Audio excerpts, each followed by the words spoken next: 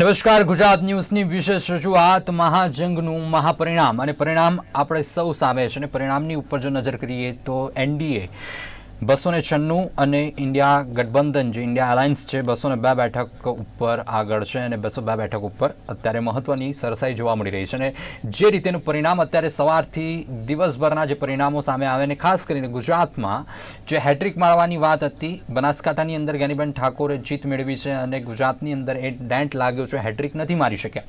સી.આર. પાટીલનું કહેવું એવું છે કે ક્યાંક મહેનત ઓછી પડી છે અને એ મહેનતના કારણે ક્યાંક બનાસકાંઠામાં અમે હાર્યા છે અને એનું મંથન પણ કરવામાં આવશે કે કઈ જગ્યાએ કચાશ રહી.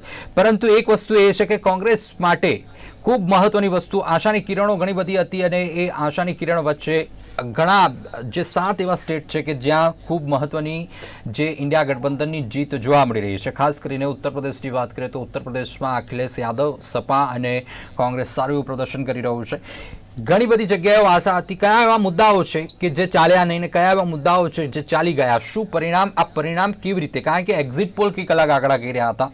એક્ઝિટ પોલ ઉપર જો નજર કરીએ તો એનાથી ક્યાંક વિપરીત આંકડાઓ છે અને આ વિપરીત આંકડાઓની અસર આજે દિવસભર જોવા મળી માર્કેટ ઉપર પણ, કારણ કે માર્કેટે પણ એનો ટ્રેન્ડ બદલ્યો. ગઈકાલે જે રીતે એક્ઝિટ પોલ આવ્યા, એક્ઝિટ પોલના રિઝલ્ટ, એક્ઝિટ પોલના જે રુઝાન હતા ને એને જોઈને માર્કેટે પણ પોતાના સેન્ટિમેન્ટ બનાવ્યા હતા.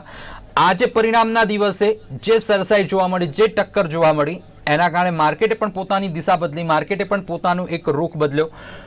શું લાગી રહ્યું છે? કારણ કે સૌ કોઈના મનમાં એ સવાલ છે, એનડીએની સરકાર બનશે, વડાપ્રધાન નરેન્દ્ર મોદી પ્રાઇમ મિનિસ્ટર બનશે કે પછી ઇન્ડિયા ગઠબંધનવાળી સરકાર બનશે? શું થશે? કારણ કે હવે ક્યાંક એવું લાગી રહ્યું છે ચંદ્રબાબુ નાયડુ ટીડીપી પર અને નીતિશ કુમાર ઉપર ક્યાંક મહત્વનો આધાર હોય એવું લાગી રહ્યું છે. અને આ પરિસ્થિતિ વચ્ચે આજના દિવસમાં આ સૌથી મોટા સમાચાર આપણને મળશે અને ટૂંક સમયમાં વડાપ્રધાન પણ પત્રકાર કાર્યાલય ખાતે જવાના છે દિલ્હી ખાતે અને રાહુલ ગાંધી પણ પત્રકાર પરિષદ સાથે સંબોધિત કરવાના છે.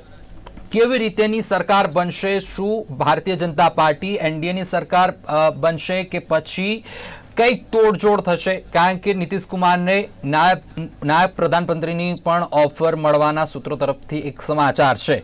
આ તમામ મુદ્દે વાતચીત કરવી છે. વાતચીતમાં આપણી સાથે જોડાયા છે પરાગ પંચાલ, જેઓ કોંગ્રેસના નેતા છે. પરાગભાઈ, આપનું સ્વાગત છે કાર્યક્રમમાં. સાથે રાજુ શુક્લા આપણી સાથે છે. રાજુભાઈ, ભાજપના નેતા. રાજુભાઈ, આપનું પણ સ્વાગત છે. કોર્પોરેટ એનાલિસ્ટ અશ્વિન શાહ, જેઓ બિગ બી તરીકે ખૂબ ફેમસ છે. અશ્વિનભાઈ, આપનું પણ સ્વાગત છે કાર્યક્રમમાં. પ્રતાપભાઈ આપણી સાથે જોડાયા છે, વેપારી, અગ્રણી અને રાજકીય વિશ્લેષક. પ્રતાપભાઈ, આપનું પણ સ્વાગત છે કાર્યક્રમમાં. સૌથી પહેલા પ્રતાપભાઈ આપણાથી શરૂઆત કરીએ. જે રીતેનો એક ટ્રેન્ડ ક્યાંક અપેક્ષાઓ કરતા એક અલગ જ આખું રિઝલ્ટ જોવા મળી રહ્યું છે, એક અપેક્ષા કરતા પણ વિપરીત પરિણામો અત્યારે આંકડાની અંદર જોવા મળી રહ્યું છે. કયા એવા મુદ્દાઓ જે ચાલ્યા નહીં ને કયા મુદ્દાઓ જે ચાલી ગયા? ખાસ કરીને યુપીની વાત કરીએ તો યુપીમાં બહુ મોટો અપસેટ જોવા મળી રહ્યો છે. એની પાછળનું કયું ફેક્ટર છે? કારણ કે અયોધ્યા એક રામ મંદિરનો એક ખૂબ મહત્વનો મુદ્દો હતો, 370 એક મહત્વનો મુદ્દો હતો. ક્યાં પછડાટ રહી?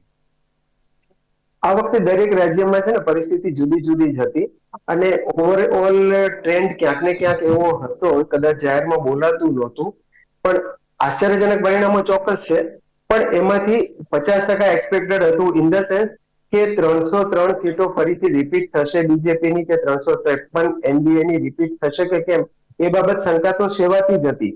એટલે ક્યાંક ને ક્યાંક 25-30 સીટનો ઘટાડો અપેક્ષિત હતો. કારણ કે ક્યાંક ને ક્યાંક ડેન્ટ રાજસ્થાન, મધ્યપ્રદેશ, એકાદી સીટ ગુજરાતમાં, હરિયાણામાં આમ થશે, આવા બધા કઈક કારણો બધા જાણતા હતા. એટલે 25-30 સીટોનો ઘટાડો અપેક્ષિત હતો. પણ જે 60 સીટોનો ઘટાડો અત્યારે દેખાઈ રહ્યો છે એનડીએના ટોટલમાં કે ઇવન બીજેપીના ઇન્ડિવિજ્યુઅલ ટોટલમાં, એ થોડો અનઅપેક્ષિત હતો. આના એક્ઝિટ પોલની વાત કરીએ તો એ તો ટોટલી ફેલ ગયા છે એવું કહીએ તો ચાલે, કારણ કે એમના પરિણામો ક્યાંય સાચી દિશામાં પણ ન દેખાયા. એના કરતા તો કોઈએ પોતાની રીતે અભ્યાસ કરીને જો આંકડા માંડ્યા હોય તો એ વધારે સારી રીતે પ્રેડિક્ટ કરી શક્યા હોત કે ક્યાંક આટલો ઘટાડો છે, વધારો તો નથી થવાનો. અનઅપેક્ષિત જે થયું એ તમારે સાચું જજમેન્ટ લીધું છે કે યુપીને કારણે થયું. યુપીમાં જ્યાં આપણે એમ જાણતા હોઈએ કે ભલે 75 સીટો નહીં થઈ જાય પણ યોગીજી એટલા બધા પોપ્યુલર હતા અને ત્યાં રામ મંદિર પણ એક મુદ્દો હતો. તો 2-4 સીટો વધવાની જગ્યા હતી, એને બદલે તમારી 30 સીટો સીધી ઘટી જાય એટલે આખા ઓવરઓલ પરિણામ જે દેશનું પરિણામ છે એમાં આ સૌથી મોટું પરિબળ યુપીના 30 સીટોના ઘટાડાનું બન્યું કે જ્યાં 2-4 સીટો પણ વધારાની અપેક્ષા હતી. ભલે શાસક પક્ષ પોતે તો લગભગ 10-15 સીટોનો વધારાની ક્લેમ કરતા હતા, પણ કોઈ તટસ્થ રીતે વિચારે તો પણ એમ વિચારે કે આમાં કંઈ ઘટવાનું નથી 2-4 સીટો વચ્ચે, એને બદલે 30 સીટો ઘટી. અને બીજું ફેક્ટર તમે જોઈ શકો છો કે બંગાળ પણ એક મહત્વનું ફેક્ટર બન્યું કે ત્યાં પણ ક્યાંક 2-4-5 સીટો ઘટશે એવો અંદેશો વિપક્ષને પણ હતો અને શાસક પક્ષને આશા પણ હતી કે સંદેશ ખાલી બન્યું જે કંઈ બન્યું એના કારણે અને થોડીક એન્ટી ઇન્કમ્બન્સી પણ હોય જેનું રાજ્ય ચાલતું હોય, એવા કારણોસર ક્યાંક 5 સીટો 4 સીટો 2 સીટો ઘટશે એવી વાત હતી. એને બદલે મમતાજી મને લાગે છે 8 સીટોનો વધારો કરી ગયા છે એવું લાગે છે ક્યાંક. એમની 6 સીટો વધારે છે, 6 સીટો વધારે આવે છે. અચ્છા, 22 વાળી 28 એટલે વધીને 30, તો 6 સીટો ત્યાં વધે છે. એટલે અપેક્ષામાં ગણતરી કોઈક માણસે માંડી હોય તો એમાં 10 સીટોનો આ ફરક છે કે જેમાં આપણે 25 નો ઘટાડો ગણે તો ત્યાં પેલી બાજુ તો ક્યાંક વધશે. બંગાળથી માંડીને તામિલનાડુ સુધી 10-12-15 સીટો શાસક પક્ષની ક્યાંક ને ક્યાંક વધવાની ગણતરી હતી. એમાં અહીંયા આ 6 સીટોનો ઘટાડો, એમાં 2-4 સીટોનો અહીં ઘટાડાની જે ગણતરી બંગાળમાં હતી એને બદલે 6 વધી એટલે 10 સીટોનો ફરક પડ્યો. આમ તો આ બંને રાજ્યમાં થઈને આખો 40 સીટોનો જે ફરક પડ્યો એને કારણે જે 60 સીટોના ઘટાડાનું ટોટલ દેખાય છે એવું કહી શકાય. પરિબળોમાં તો ચોક્કસ એમ કહી શકાય કે કોઈ રામ મંદિરનો મુદ્દો કે એવું બધું બહુ નથી ચાલ્યું અને પાયાના પ્રશ્નો જે હતા એને લોકોએ વધારે મહત્વ આપ્યું છે. ક્યાંક ને ક્યાંક નાના મોટા ઇન્ટરવ્યુમાં સર્વે થતા હતા, પત્રકારો જે ઇન્ટરવ્યુ લેતા હતા એમાં બિટવીન ધ લાઇન્સ આપણે અર્થ કાઢવા જઈએ તો લોકો એવું બોલતા હતા કે ઠીક છે નહીં, અમને કોઈ ફરિયાદ નથી, મોદી સાહેબે સારું જ કામ કર્યું છે, યોગીજી સારું જ કામ કર્યું છે, એવું જ બોલતા હતા. પણ નાના બેરોજગારી તો છે, આવું તો છે. ક્યાંક તમે બિટવીન ધ લાઇન્સ અર્થ કાઢો તો ક્યાંક ને ક્યાંક એન્ટી ઇન્કમ્બન્સી નહોતી. પણ એન્ટી ઇન્કમન્સી કરતા પ્રતાપભાઈ ક્યાંક એન્ટી ઇન્કમન્સી કરતા ઉત્તર પ્રદેશની અંદર ક્યાંક તારણ એવું આવી રહ્યું છે કે 1% જે મુસ્લિમ વોટર્સ છે, 1% મુસ્લિમ વોટર મળ્યું છે, બાકી 99% મુસ્લિમ વોટર કોંગ્રેસ કાં તો સપા સાથે જોડાયો છે. તો એ પણ એક ક્યાંક બહુ મોટો ફેક્ટર યુપી માટે જોવા મળી રહ્યો છે. ચોક્કસ, પણ એ ફેક્ટર અનઅપેક્ષિત થાવ નહોતું. જે રીતનો પ્રચાર ચાલી રહ્યો હતો એ રીતે થોડુંક એ લોકોને એકત્રિત થવાનું એક બહાનું મળી ગયું. એક ફેક્ટર એવું હતું કે બીએસપી ક્યાંક ને ક્યાંક મુસ્લિમ ઉમેદવારો ઉભા રાખી અને વિરોધ પક્ષના મતોમાં ભાગ પડાવશે, પણ બીએસપી પોતે કંઈ જ પરફોર્મ નથી કરી શક્યું. બીએસપી પોતે જ્યાં જ્યાં જીતી હતી ત્યાં એના મતનો સરવાળો હજારોમાં આવશે, ત્યાં ડિપોઝિટો ગુમાવશે એવી હાલત છે એની. એટલે એને વિરોધ પક્ષના મતમાં એ ગાબડું પાડીને એ થર્ડ ફેક્ટર તરીકે મતમાં ભાગ પડાવીને જે ક્યારેક રાજકીય ગણતરી એવી હોય છે કે ત્રીજો પક્ષ જીતી જાય, એ રોલ પણ બીએસપી નથી ભજવી શકી કે જેને લીધે બીજેપીને કોઈ ફાયદો થાય. એ ફાયદો નથી થઈ શક્યો અને સામે લઘુમતીના બીએસપી તો 10 બેઠકોનું નુકસાન બીએસપી ને છે. હા, ચોક્કસ નુકસાન છે, પણ એમાં કોઈ કન્સિડરેબલ મત શેર પણ નથી મેળવી શકી કે જે પ્રભાવિત જે તે સીટના રિઝલ્ટને પ્રભાવિત કરી શકે એવો આંકડો જો મતનો હોય એમનો તો ક્યાંક પરિણામમાં ફેર પડે ને. તમે વિરોધ પક્ષના મત કાપો તો બીજેપીની આટલી સીટ ન ગઈ હોત. ગુજરાતની ખાસ કરીને જો વાત કરીએ, ગુજરાતમાં શું પરિસ્થિતિ રહી? કારણ કે ગુજરાતમાં એક 26 બેઠકો હેટ્રિક મારવાની આશા હતી. ખેર ક્ષત્રિય આંદોલન હતું, રાજકોટની અંદર જે રીતેનો એક માહોલ બન્યો હતો, પરંતુ બનાસકાંઠાની અંદર ખૂબ મહત્વનો માહોલ બની રહ્યો હતો. જ્ઞાનીબેન ઠાકોરનું એક ફેક્ટર જોવા મળી રહ્યું હતું, કારણ કે સતત રસ્તા ઉપર જોવા મળતા હતા, રેલીઓ એટલી કરી એમણે, પ્રચાર એટલો કર્યો. શું પરિસ્થિતિ ગુજરાતમાં ક્યાં, કારણ કે સી આર પાટીલ કહી રહ્યા છે કે ક્યાંક અમારી મહેનત ક્યાંક ઓછી થઈ છે, એટલા માટે હવે મંથન કરવાનો વારો આવશે કે એટલા માટે એક બેઠક ગઈ છે? હું તો એવું કહું કે આખા દેશનું બીજા રાજ્યોનું પરફોર્મન્સ જો તો ગુજરાતે સૌથી વધારે સારો સપોર્ટ બીજેપીને કર્યો છે એમ કહેવાય. એક સીટ ગઈ હોય તો પણ એ કંઈ લોકશાહીમાં બહુ કોઈ મોટો બનાવ નથી કે એને કારણે કંઈ કોઈ શાસક પક્ષમાં અવિશ્વાસ વ્યક્ત કર્યો છે એવું પણ સહેજ પણ નહીં કહી શકાય. એકાદ સીટ તો જાય અને ત્યાં એમણે સારી ફાઇટ આપી, એ સારા ઉમેદવાર પુરવાર થયા અને ક્યાંક એમની આર્ગ્યુમેન્ટ ચાલી ગઈ અને ઓવરઓલ જે પ્રજાના પ્રશ્નો હતા એ તો દરેક સીટ પર લાગુ પડે. પછી કેટલાક 50% એ પરિબળ હોય, 50% પરિબળ ઉમેદવારનું પોતાનું સ્થાનિક કારણોનું એ બધું હોય. એટલે એમાં પણ જ્ઞાનીબેનની ક્યાંક ને ક્યાંક જીત થઈ છે. પણ આ એક હાર કોઈ ગુજરાતમાં શાસક પક્ષની હાર થઈ છે એવું એકાદ બે સીટ આગી પાછી થવાથી ન કહી શકાય. લોકશાહીની આ એક બહુ સામાન્ય પ્રક્રિયા છે. આજે 8-10 સીટો ગઈ હોત તો આપણે ચોક્કસ કહીએ કે આવું કેમ બન્યું ગુજરાતમાં, કે ઇવન 6-7-5 સીટો ગઈ હોય તો આપણે કહી શકીએ ક્યાં 26 સીટો અને ક્યાં 5 સીટો ઓછી થઈ, પણ એવું તો કશું બન્યું નથી. એટલે ગુજરાતે તો બીજા રાજ્યોનું પરફોર્મન્સ જુઓ તો એના પ્રમાણમાં સૌથી વધારે સપોર્ટ કર્યો છે, અથવા બિલકુલ. પોતાની જે જૂની પણ લાઈન પર ઉભા રહ્યો છે મતદાર. એક સમય એવું પણ લાગતું હતું કે ચંદનજી ઠાકોર જે પાટણમાં એ ક્યાંક બાજી મારી જાય, ગુજરાતમાં ક્યાંક વધુ એક સીટનું નુકસાન ભારતીય જનતા પાર્ટીને પડે, પરંતુ ખેર ભરતસિંહ ડાભી જીતી ગયા છે. એ પરિસ્થિતિ આખી અલગ થઈ, પણ એક કાંટાની ટક્કર આ વખતે ભારતીય જનતા પાર્ટીને રહી છે કોંગ્રેસ તરફથી. ચોક્કસ 3-4 સીટો ઉપર વિરોધ પક્ષે પોતા એમને શોભે એવી રીતે ટક્કર આપી છે. ચંદનજી ઠાકોરે પણ આપી છે, અમિત ચાવડાજીની સીટ પર પણ બહુ સારી ફાઇટ હતી ને ભરૂચની સીટ પર પણ સારી ફાઇટ કહેવાતી હતી. હવે ત્યાં મતદાન પૂરું થઈ ગયું છે કે શું લીડની પોઝિશન છે એ મને એક્ઝેક્ટ નથી ખબર, પણ ગેનીબેનની સીટ પૂરતું એનાઉન્સમેન્ટ થયું હોય એવું લાગે છે. ત્યાં ત્યાં કાઉન્ટિંગ ચાલુ છે કે કે ગુજરાતના બધા પરિણામો આવી ગયા છે? ભરૂચ ઉપર ભાજપ જ જીતી રહ્યું છે. બિલકુલ. ઓકે. પરાગભાઈ આપને પૂછવા માંગીશ, પરાગભાઈ શું કહો છો આ રિઝલ્ટને લઈને? પહેલા તો કેવા પ્રકારનું આપ વિચારી રહ્યા છો? કારણ કે જે રીતેના એક્ઝિટ પોલ હતા, રાહુલ ગાંધીએ કહ્યું કે એક્ઝિટ પોલ એ મોદીનો મીડિયા પોલ છે અને આખી પરિસ્થિતિ ક્યાંક એક્ઝિટ પોલ થી અલગ આવી છે. શું કહેશો એક્ઝિટ પરિણામ વિશે? જુઓ, શરૂઆતથી જ ભારતીય જનતા પાર્ટી નરેન્દ્રભાઈ, માનનીય વડાપ્રધાન નરેન્દ્ર દ્વારા સંસદના મંચમાં ને ચૂંટણી પ્રચારના મંચ ઉપરથી બાર 400 કે પાર એવો સૂત્ર આપવામાં, એ સૂત્રને ભારતીય જનતા પાર્ટીના દરેક કાર્યકર્તાએ તે લોકોએ ઝીલી દીધું. પરંતુ જે પ્રકારે છેલ્લા 10 વર્ષ, એમાં ખાસ કરીને છેલ્લા 5 વર્ષમાં એન્ટી ઇન્કમ્બન્સી અને જે પ્રકારે મુદ્દાઓ આખા દેશમાં છવાયેલા હતા, એ મુદ્દાઓમાં ખાસ કરીને મોંઘવારી, બેરોજગારી, યુવાનોમાં નિરાશા, ચીજોનો ભાવ વધારો, આ બધા મુદ્દાઓ પણ અસર કરતા હતા. અને એની સામે ફક્ત ચૂંટણી પ્રચારની અંદર આપ જોશો તો નરેન્દ્રભાઈએ ક્યાંક હવે ઈવીએમ ઉપર એ પ્રશ્નો નહીં ઉભા થાય, ક્યાંક હવે ઇલેક્શન કમિશન ક્યાંક વ્યવસ્થિત કામ કરી રહ્યું છે, ઈવીએમ પણ વ્યવસ્થિત કામ કરી રહ્યા છે. દરેક ચેનલ વાળા કોંગ્રેસ વાળાના પ્રશ્ન પૂછે છે કે હવે તમને ઈવીએમ માં પ્રશ્ન દેખાતો નથી.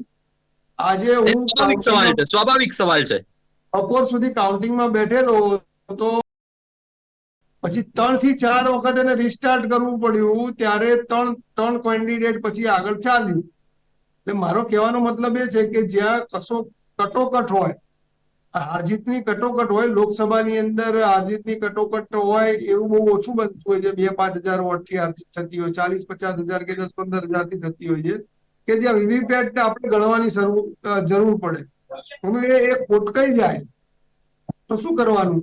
એવી વખતે ઇલેક્શન કમિશનને બી જોયું છે આપણે કે હરિયાણાનો દાખલો આપણે પ્રિસાઇડિંગ ઓફિસરનો જોયો છે, કઈ રીતે ભારતીય જનતા પાર્ટીનું પ્રેશર કામ કરતું હોય છે.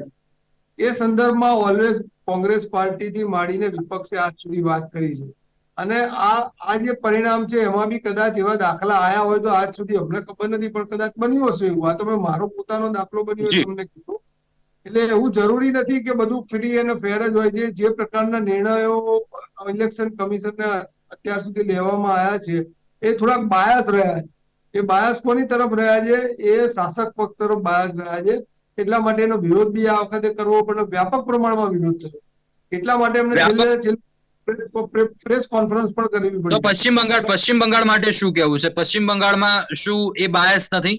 પશ્ચિમ બંગાળનું જે પણ ઇલેક્શન કે જે પણ પ્રચાર કે જે પણ પ્રક્રિયાની અંદર જે વસ્તુઓ, કારણ કે સમાચાર એ પણ આવતા હતા કે પશ્ચિમ બંગાળમાં બોમ્બ મારી થઈ રહી છે, બૂથ કેપ્ચરિંગની આ ઘણી બધી સમસ્યાઓ સામે આવી, તો ત્યાં ઇલેક્શન કમિશન બાયસ નથી કે ત્યાં બધું ફેર થઈ રહ્યા છે ઇલેક્શન?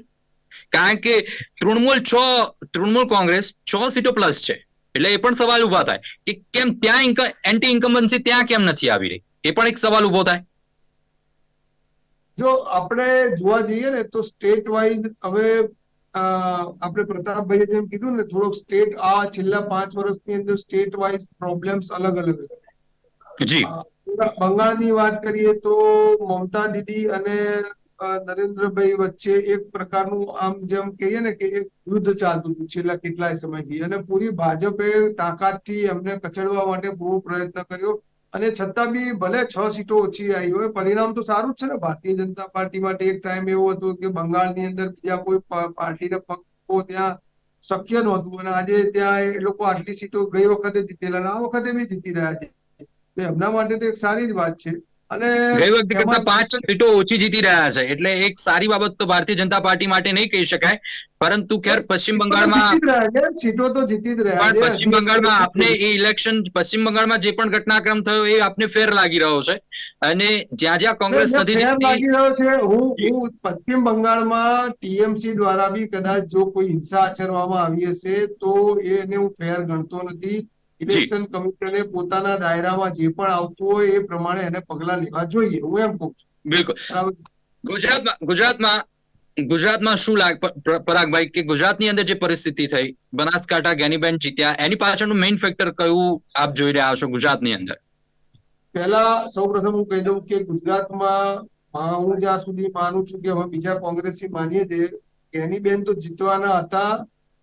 એનું માર્જિન ઓછા માર્જિનથી જીતશે કે નહીં જીતે એના કરતા અમને વલસાડ ની જે સીટ હતી અનંત પટેલ વાળી, એની પર પહેલા વિશ્વાસ. અનંત પટેલ છે, અમિતભાઈ ચાવડા વાળી આણંદ વાળી સીટ છે, ત્યારબાદ જ્ઞાનીબેન વાળી સીટ છે, અને જ્ઞાનીબેન વાળી સીટમાં ચંદનજી ઠાકોર વાળી પાટણની સીટ છે. કારણ કે જ્ઞાનીબેન જે પ્રકારનો પ્રચાર કર્યો અને જે પ્રકારની મહેનત કરી, પાયાની મહેનત ત્યાં કાર્યકર્તા હતી. કારણ કે ત્યાંના જે પ્રભારી હતા બળદેવજી ઠાકોર, જે કલોલના 2 વખત ધારાસભ્ય રહી ચુક્યા છે, 1 વખત કડીના ધારાસભ્ય રહી ચુક્યા છે, અને એ ખૂબ જ રણનીતિમાં માહેર માણસ છે.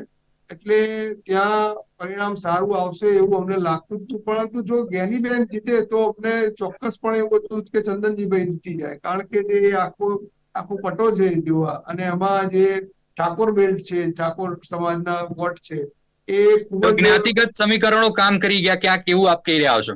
જ્ઞાતિવાદ સમીકરણો તો ભારતીય જનતા પાર્ટી ભાઈ યુપી થી માંડીને દરેક સ્ટેટમાં ગોઠવતી હોય છે. જયારે તમે ખરા ચૂંટણી હોય છે ત્યારે ભારતીય જનતા પાર્ટી ટિકિટ આપે છે. બરાબર છે. જે રીતે પરાગભાઈએ વાતચીત કરી કે જ્ઞાતિગત સમીકરણો, એ તો ભારતીય જનતા પાર્ટી પણ એ પ્રમાણે ટિકિટો આપતી રહી છે.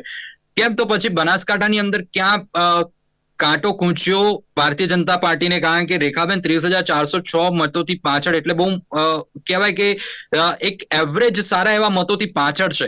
શું કારણ રહી ગયું? ગુજરાતમાં હેટ્રિક મારવાની ક્યાંક આશા અને અપેક્ષાઓ હતી.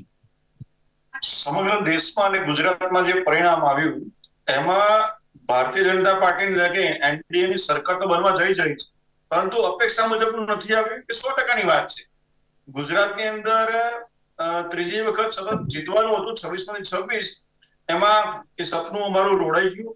જ્ઞાનીબેન જીત્યા એ બદલ અમને અભિનંદન, પરંતુ અમે પણ ત્યાં આગળ મનોમંથન તો કરીશું જ કે ભાઈ આ કયા કારણોસર, જો હમણાં જીત્યાનો કલાક થયો છે ને આપણે અત્યારે હાલ કહી દઈએ કે આના કારણે હારી ગયા, આના કારણે જીતી ગયા, તો એ વ્યાજબી નથી. આનું મનોમંથન ચિંતન થશે.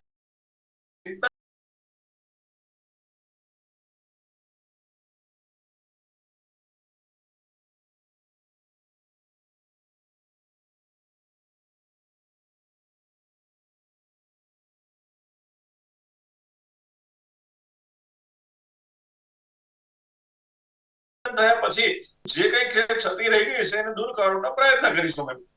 પણ હવે પરિસ્થિતિ એવી છે, 296 છે, એમાં ટીડીપી છે, પછી નીતિશ કુમારની સરકાર છે એનડીએમાં. નીતિશ કુમારને ક્યાંક પ્રધાનપદનું ઓફર પણ મળી રહેશે. શું લાગી રહ્યું છે કે નીતિશ કુમાર સાથે રહેશે? કારણ કે આપણે સૌ કોઈને નીતિશ કુમારની ટેન્ડન્સી ખબર છે કે આજે અહીંયા કાલે ત્યાં, તો શું લાગી રહ્યું છે? કારણ કે એક બહુ મહત્વનું પાસું રહેશે. ચંદ્રબાબુ નાયડુ અને નીતિશ કુમાર અત્યારે એનડીએમાં એક પાર્ટ છે, એટલે અત્યારે આપણે ધારણાઓ કરીએ કે ભાઈ ફલાણું ટીકો માંગી લે છે, આમ કરશે તેમ કરશે, તો એ બધી વાત અધવચ્ચેની વાત કહેવાય. સાચું હકીકત તો ત્યારે ખબર પડે જ્યારે સંપૂર્ણપણે પરિણામ આવી જાય, ઇલેક્શન કમિશન એનું ડિક્લેરેશન કરી દે, રાષ્ટ્રપતિજી જે સૌથી વધારે ગઠબંધન છે એની સીટો આવે છે ને આમંત્રણ આપશે, અને પછી જે તે ચિત્ર ક્લિયર કહેવાય. અત્યારે હાલમાં ઇન્ડી ગઠબંધન થતું એનું પણ બહુમત થતી નથી, અને એનડીએની બહુમત સરકાર બનાવવાની સ્પષ્ટ છે. એટલે રાષ્ટ્રપતિજી જયારે આમંત્રણ આપશે અને પછી જે ખાતાની ફાળવણી થશે એ ત્યારે જ આપણે કહી શકીએ કે ભાઈ નીતિશ કુમારને શું મળ્યું અને ચંદ્રબાબુ નાયડુને શું મળ્યું. ત્યાં સુધી બધી ધારણાઓ કરવી એ અશક્ય વસ્તુ છે. બિલકુલ. પરંતુ જે અપેક્ષાઓ હતી, કારણ 370 ભાજપ અને 400+ એનડીએ આ જે પાર્લામેન્ટમાંથી વડાપ્રધાન નરેન્દ્ર મોદીએ એક નારો આપ્યો હતો, પરંતુ એ નારાની નજીક પણ ક્યાંક એનડીએ હોય કે પછી ભારતીય જનતા પાર્ટી પહોંચી નથી રહ્યું. એની પાછળના મેઇન ફેક્ટર, કારણ કે ઘણી બધી ઉપલબ્ધિઓની વાત હતી, રામ મંદિરની વાત છે કે પછી 370 હટાવવાની વાત છે, આ ઘણી બધી ઉપલબ્ધિઓ હતી, ક્યાં કચાશ ગઈ? આપણે ત્યાં કહેવત છે કે નિશાન ચોક માપ છે પણ નીચું નિશાન નથી માપ. બિલકુલ. એટલે હંમેશા જો તમારે ટાર્ગેટ રાખવો ને તો એ હંમેશા મોટો જ રાખવો જોઈએ. અમે લોકોએ મોટો ટાર્ગેટ રાખ્યો તો, અને મહેનતનો કોઈ વિકલ્પ નથી, મહેનત ખૂબ કરી, પરંતુ પ્રજાએ જે પ્રકારે વોટ આપ્યા, બીજા રાજ્યોમાં પણ જે પ્રકારે વોટ મળ્યા, એમાં કંઈક ને કંઈક ક્યાંક અમે લોકો પાછા પડ્યા. અને એ શા માટે પડ્યા? યુપીમાં પડ્યા, બિહારમાં પડ્યા કે પછી મહારાષ્ટ્રમાં પડ્યા, આનું 100% ચિંતન થશે. અને ક્યાં આપણને માર પડ્યો એની પણ અમે લોકો ગણતરી કરીશું, અને પછી આવનાર ભવિષ્યની અંદર કયા પ્રકારે પગલા લેવા, કયા પ્રકારે રાજનીતિ કરવી, એ પ્રકારના કામ અમે લોકો પછી કરીશું. બિલકુલ. અશ્વિન કોર્પોરેટ એનાલિસ્ટ MNM ના બ્રાન્ડ એમ્બેસેડર આપણી સાથે છે.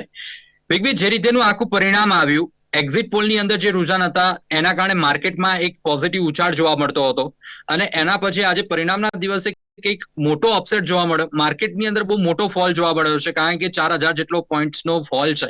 એની પાછળના રીઝન શું હોઈ શકે? કારણ કે માર્કેટ ક્યાં આ જે રિઝલ્ટ આવ્યા છે, રિઝલ્ટને ડાયજેસ્ટ નથી કરી શક્યું, કે પછી એક અપેક્ષા હતી એનાથી ઓપોઝિટ રિઝલ્ટ આવ્યા છે? First of all, thank you very much for having me on the channel. પાર્થભાઈ, આપણે આગળ બી 2-3 ચેનલ પર ત્યારે મેં કીધું હતું કે જ્યારથી આ વસ્તુ ચાલુ થઈ, આના માટે હું એક જ વસ્તુ કહીશ કે બધું બરાબર, પણ બીજેપીએ જે ઇલેક્શન લડ્યું ને આખું ઇલેક્શન ઇમોશનલ ઇસ્યુ પર લડ્યું. જ્યારે ઇન્ડિયાએ ટોટલી જે ફોકસ કરવાનું હતું, અનએમ્પ્લોયમેન્ટ, ઇન્ફ્લેશન, ડેવલપમેન્ટ, આના પર ફોકસ કર્યું આ સમયે. અને તમે જુઓ કે લાસ્ટ જે ઇલેક્શન હતું લોકસભાનું, ત્યારે 90 કરોડ હતા, અત્યારે 97 કરોડ વોટર્સ. હજી સુધી બી 60 કરોડ वोटर्स નું काउंटिंग થઈ ગયું છે, બીજું બાકી છે.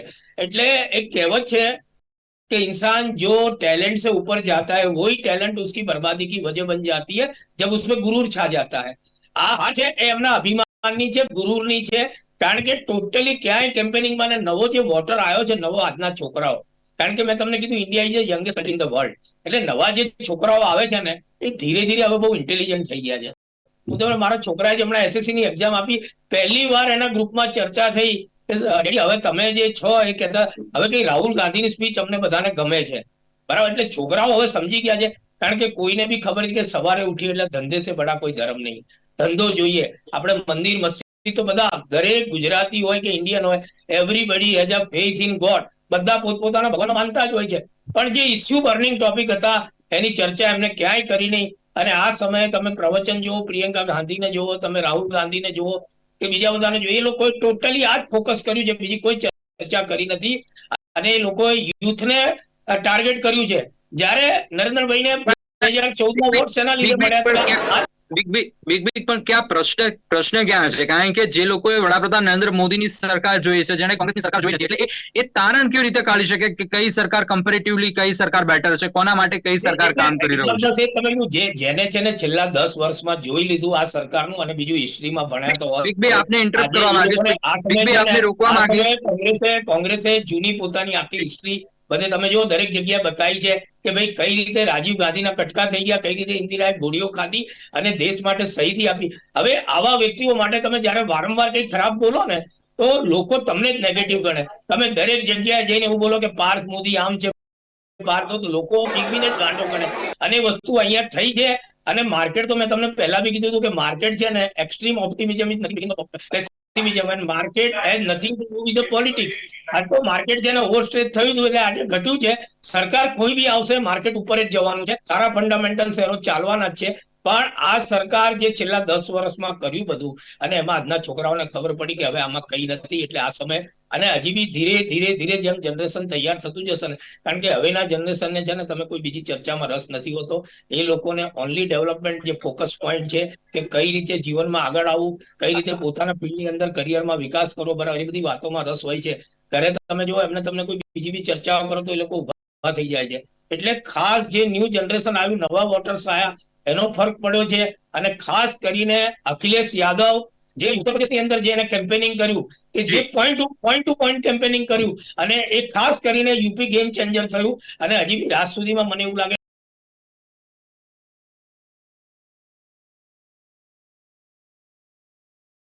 ઘણું બધું ચેન્જીસ થશે અને આવનાર દિવસોની અંદર ઇન્ડિયાની અંદર પરિવર્તન દેખાશે પણ growth is in the DNA of India and Indian economy Indian development it is invested and we will grow by leaps and bounds. પણ બીજું શું લાગી રહ્યું છે કે આ જે ગ્રોથ છે ગ્રોથમાં ક્યાંક અત્યારે સ્ટોપેજ આવશે, ક્યાંક અવરોધ પડશે, કારણ કે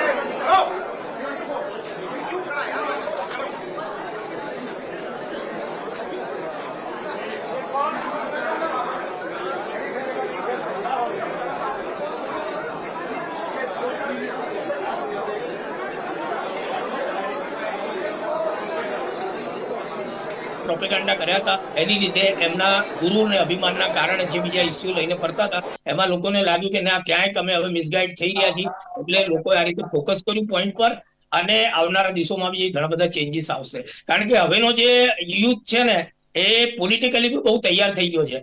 આપણા જમાનામાં એટલું બધું લોકોને નતું પણ આજના છોકરાઓને પોલિટિકલ માઇન્ડ બી ઘણું ડેવલપ થયું છે. એ લોકોને પોતાને સાચી ખબર પડી જાય છે કે શું સાચું છે અને શું ખોટું છે. અને બાકી મેં તમને કીધું એવું કે જબ भी किसी टैलेंट पे गुरु चाहता है वही टैलेंट उसी बर्बादी की वजह हो जाती है. वही चीज इधर हुई है.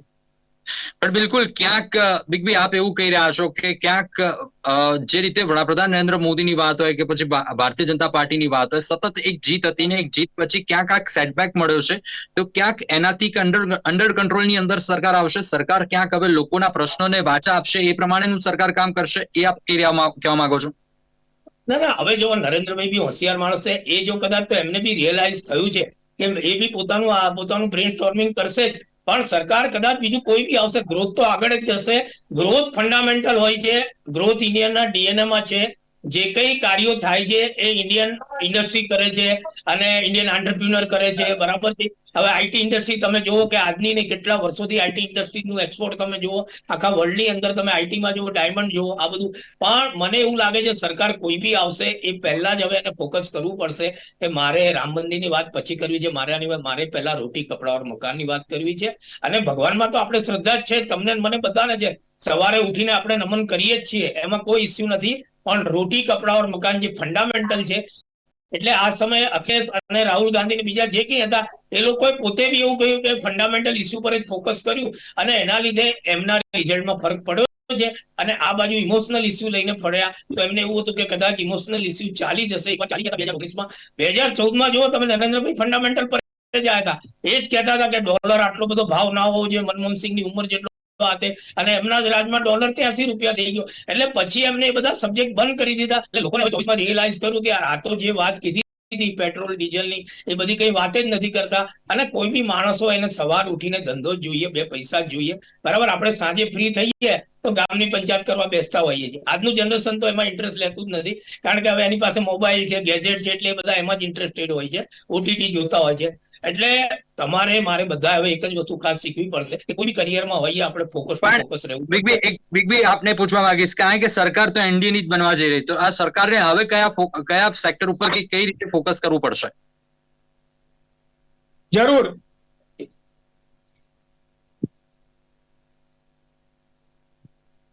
બિગ બી અવાજ આવી રહ્યો છે?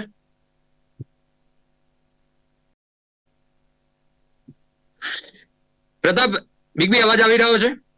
યસ જી. તમે શું કહેતા? સરકાર તો એનડીએ ની જ બનવા જઈ રહી છે, જે રીતે આંકડાઓ જોવા મળી રહ્યા. હવે સરકાર કયા સેક્ટર ઉપર ને કયા ફેક્ટર ઉપર focus? Indian politics is a very mysterious, nobody nose.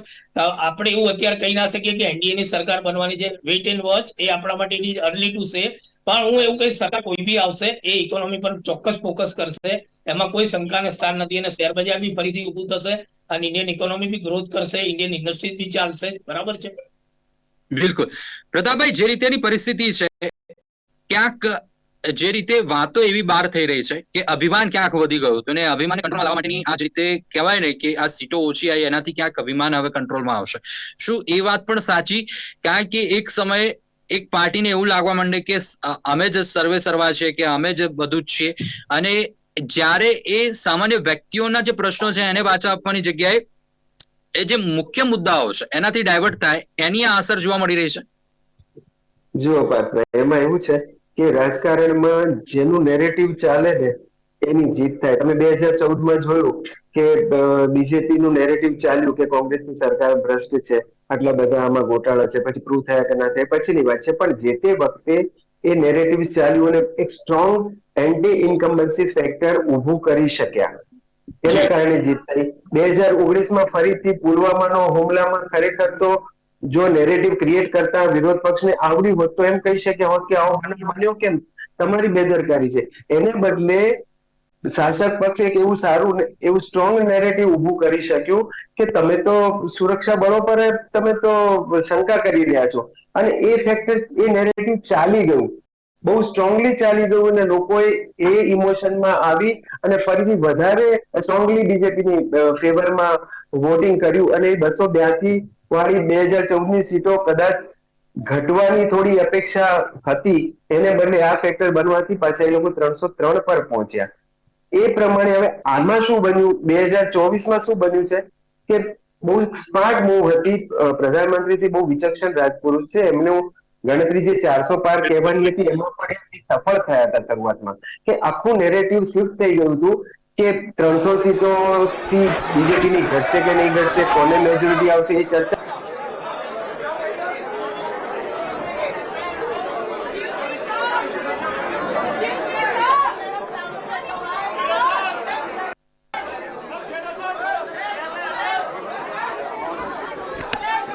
Pratapbhai, આપને રોકવા માંગીશ. કોંગ્રેસની પ્રેસ કોન્ફરન્સ શરૂ થઈ રહી છે. સોનિયા ગાંધી, રાહુલ ગાંધી, મલ્લિકાર્જુન ખડગેજી, આ તમામ લોકો પ્રેસ કોન્ફરન્સ કરી રહ્યા છે. એની ઉપર નજર કરીએ થોડી.